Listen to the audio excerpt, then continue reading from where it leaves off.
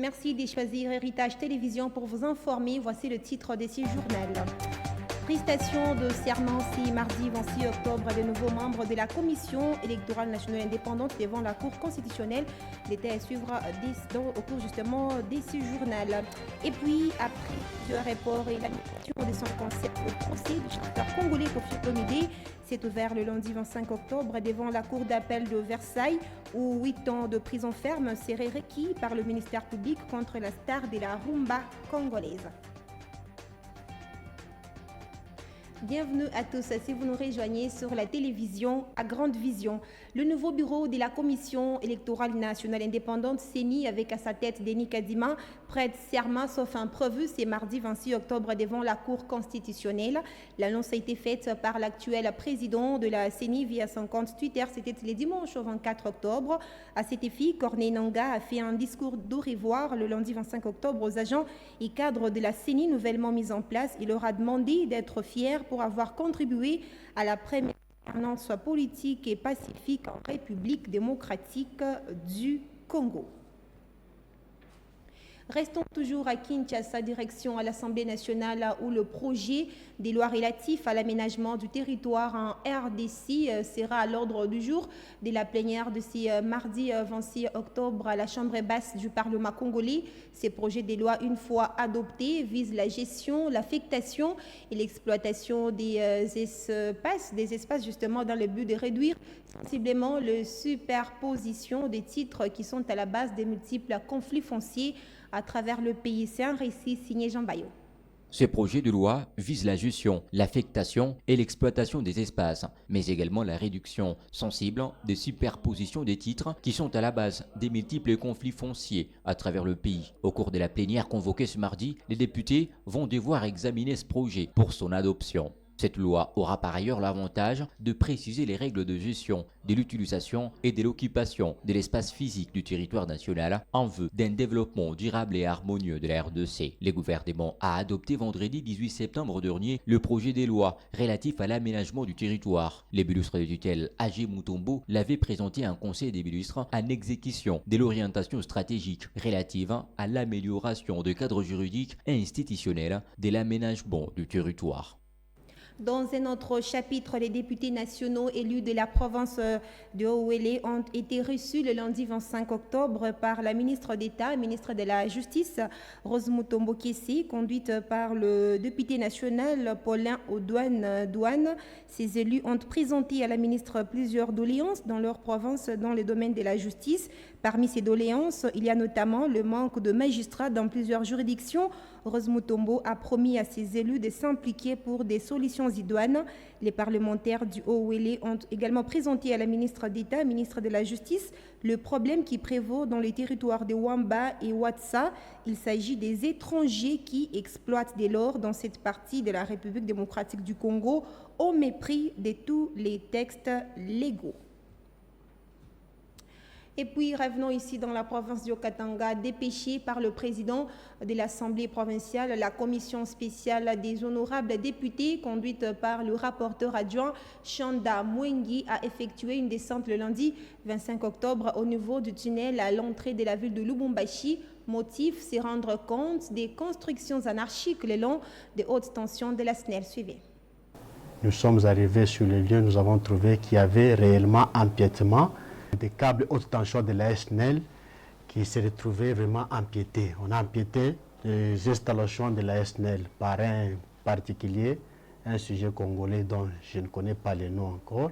Et vous savez, la loi a ses exigences par rapport à l'emprise de la SNCC, à l'emprise de la SNEL, tout ça. Vous remarquerez avec moi d'emblée que le terrain, l'espace vert protégé a été empiété par un particulier. Ça, c'est de 1. De 2, les constructions érigées à cet endroit-là sont déplorables. C'est ainsi que nous allons faire recours à M. le maire, l'autorité de la ville, pour qu'il intervienne le plus rapidement possible afin de démolir et de mettre hors d'état de nuire tous ces messieurs qui se comportent en gangsters sur cet endroit-là. Nous allons voir comment créer une commission paritaire ou tripartite avec les services administratif provincial pour pouvoir évaluer ensemble comment nous pouvons bien sûr inquiéter. La personne ne peut pas tolérer que cette anarchie puisse régner dans des endroits verts et protégés de cette partie de la ville de Lubumbashi. Vous allez voir juste à votre droite en quittant Likasi, il y a monsieur de la société Moulikap qui a érigé un bâtiment. Là, de vous-même vous saurez que non, apparemment ici, il y a l'exigence, le respect des normes telles qu'exigées par nos services cadastraux. Et de l'autre côté, c'est vraiment de l'anarchie, ce qu'on appelle spoliation en termes clairs. Dans le reste de l'actualité, ouverture le lundi 25 octobre à Lubumbashi d'un atelier organisé par l'Association pour la promotion de l'éducation et de la formation à l'étranger, AFEP, avec l'appui du ministère primaire, secondaire et technique. Un atelier organisé à l'intention des responsables des provinces éducationnelles du Grand Katanga.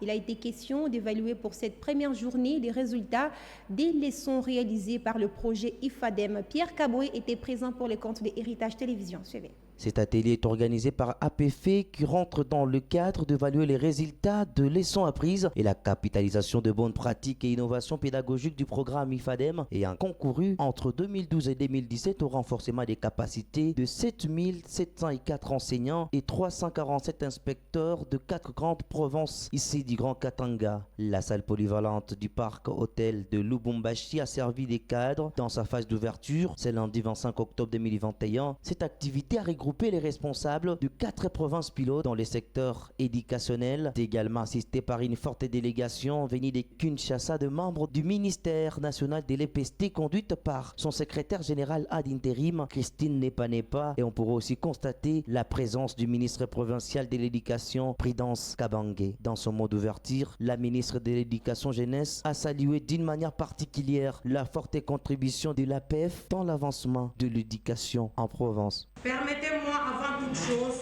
de souhaiter une bienvenue à toutes les délégations ici présentes dans cet atelier de réflexion organisé dans ce cadre exceptionnel pour partager de leçons dans la mise en œuvre du projet Initiative francophone de formation à distance de maître IFADEM. Ici d'ailleurs, pour moi, une occasion de saluer M. Clément Chibangu, une coopérante depuis que nous dirigeons le ministère de l'Éducation dans les réalisations en province. Christine Nepanepa, en sa qualité de secrétaire ad intérim au ministère de l'EPST, a donné le go de cet atelier tout en félicitant les efforts fournis par le gouvernement de la République démocratique du Congo. Avant toute chose, permettez-moi de m'acquitter d'un agréable devoir, celui de rendre un vibrant hommage à son Excellence M. Félix Antoine Tshisekedi Tshilombo, président de la République, chef de l'État, pour avoir placé l'éducation parmi les axes prioritaires de ce quinquennat. Cet atelier s'est poursuivi de bout en bout par l'évaluation premièrement des inspecteurs quant à la réalisation d'une synthèse des programmes de formation continue des enseignants en République démocratique du Congo. L'amélioration de l'accès, c'est ce qui justifie la gratuité de l'enseignement, l'amélioration de la qualité de l'enseignement et la gouvernance. Sur le plan, le deuxième pilier qui est l'amélioration de la qualité de l'enseignement, il y a les partenaires techniques et financiers, l'APF, l'OIF, l'AIF et même la France qui ont appuyé la RDC pour améliorer la qualité d'enseignement en renforçant les compétences des enseignants. Et l'IFADEM s'était installé à Kinshasa, Congo central et Kwango. Scindés en 4 groupes, les directeurs et enseignants ont procédé également à la préparation de résultats qui devra en découdre à un débat sur la pratique des leçons acquises et les recommandations seront connues à l'issue de cet atelier prévu le mardi 26 octobre prochain. Parlons culture avant de refermer complètement ces journaux après plusieurs reports et l'annulation de son concert prévu le mois prochain. Le procès du chanteur congolais Koffi Olomide s'est ouvert le lundi 25 octobre devant la cour d'appel de Versailles où 8 ans de prison ferme seraient requis par le ministère public contre la star de la rumba congolaise qui est actuellement poursuivi de plusieurs chefs d'accusation dont l'agression sexuelle et séquestration de 4 de ses anciennes danseuses lors des tournées en France. Pierre Cabot nous en dit plus. À 65 ans, le chanteur franco-congolais Koffi Olomidé a comparé pour la première fois le lundi 25 octobre dernier devant la cour d'appel de Versailles dans la banlieue parisienne. Le prévenu était présent car il a tenu à être attendu par le juge, condamné en première instance à 10 ans de prison avec sursis pour atteinte sexuelle sur l'une des jeunes femmes, déclarée mineure au moment des faits, relaxée pour l'essentiel des autres charges. Le ministère public qui avait requis 7 ans d'emprisonnement ferme avait fait appel. Le lundi, l'accusation a demandé de revenir sur le naufrage du premier jugement et de reconnaître coupable cet homme puissant. Pendant une heure, la présidente de la chambre correctionnelle de Versailles rappelle les faits minutieux. Ils sont accablants: enlèvement, séquestration à l'aide de l'entrée et au séjour irrégulier, absent de rémunération, viol, violence sexuelle, des faits subis par les 4 anciennes danseuses de Koffi Olomidé. Dans la foulée, les 4 plaignantes assises au premier rang ont déposé plainte entre 2007 et 2013, accusant Koffi Olomidé de les avoir enfermés dans un pavillon gardé près de Paris lors de ses tournées françaises entre 2002 et 2006, de les avoir forcés à avoir des relations sexuelles avec lui de façon régulière pour certaines. Depuis, aucune d'entre elles n'était retournée au Congo par peur de représailles. À la barre, face à ses accusatrices, Koffi Olomidé dit ne pas connaître toutes les accusations retenues contre lui, dans la mesure où il allait sur le champ d'Élysée et que parfois, elles demandaient qu'on les accompagne, alors qu'elles ont affirmé à l'instruction qu'ils étaient escortés contre leur gré. Mais les chanteurs congolais reconnaissent cependant avoir un droit de regard sur leur sortie, plaidant qu'ils devraient vérifier qu'ils ne marchaient pas à rester en France à l'issue de la tournée. Il a aussi rejeté les accusations de mauvais traitement, soulignant avoir de danseuses qui gagnent 600 millions d'euros par tournée. Selon les avis du ministère public, l'accusé devait subir une peine de 8 ans de prison ferme, chose qui pourrait connaître l'épilogue le 13 décembre prochain. Fin de cette édition du journal, place au rappel de titres. Le nouveau bureau de la Commission électorale nationale indépendante s'est mis avec à sa tête Denis Kadima, prête serment ce mardi 26 octobre, sauf imprévu devant la Cour constitutionnelle.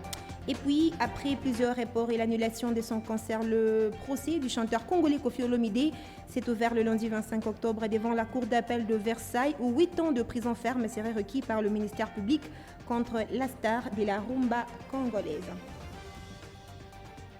C'était le journal de la rédaction. Merci à tous de l'avoir suivi partout à travers le monde. N'attendez pas d'être heureux pour sourire, souriez plutôt afin d'être heureux. Je vous retrouve très prochainement. L'information reste en continu sur Héritage Télévision. À bientôt.